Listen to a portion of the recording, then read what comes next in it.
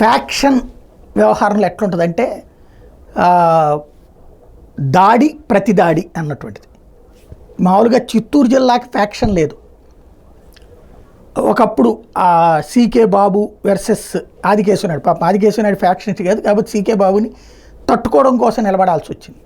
లేదంటే కనుక ఆ మదనపల్లె దగ్గర ఇట్లాంటి ఒక 2-3 నియోజకవర్గాల స్థాయిలో ఉండేది, అక్కడ వరకు ఉండేది. ఇప్పుడు అదేమన్నా చంద్రగిరికి పాకిందా? ఎందుకంటే చంద్రగిరిలో అట్లాంటి ఫ్యాక్షనిజం లేదు. ఇదివరకు తెలుగుదేశం పార్టీ తరపున రామ్మూర్తి నాయుడు, కాంగ్రెస్ తరపున గల్లారన ఇట్లాగా, అలాగే చంద్రగిరిలో ఇంతకుముందు చంద్రబాబు నాయుడు ఇట్లా కూడా పోటీ చేసి లేదు. అయితే గల్లారున వరుసగా గెలుస్తూ వచ్చినటువంటి గల్లారునకి దెబ్బ కొట్టింది మొట్టమొదట చెవిరెడ్డి భాస్కర్ రెడ్డి చంద్రగిరి నుంచి. అంతకుముందు రోజా వల్ల కానటువంటి విజయాన్ని చంద్రగిరిలో ఈయన గెలుచుకొచ్చారు. చెవిరెడ్డి భాస్కర్ రెడ్డి 2 సార్లు గెలుచుకురావడం, ఈ దఫా వాళ్ళ అబ్బాయి మోహిత్ రెడ్డిని నిలబెట్టడం. మోహిత్ రెడ్డి కారు మీద నిన్న సాయంత్రం దాడి జరిగింది.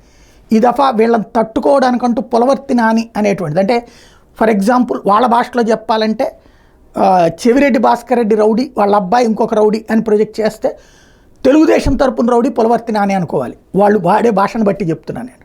మామూలుగా వాళ్ళ దృష్టిలో వాళ్ళ నాయకులు అంటే మోహిత్ని తట్టుకోగలిగినటువంటి వాళ్ళు, లేదా చెవిరెడ్డిని తట్టుకోగలిగిన వాడు పులవర్తి నాని అని అతనికి టికెట్ ఇచ్చారు. నిన్న దానికి అనుగుణంగానే మోహిత్ మీద దాడి జరిగింది.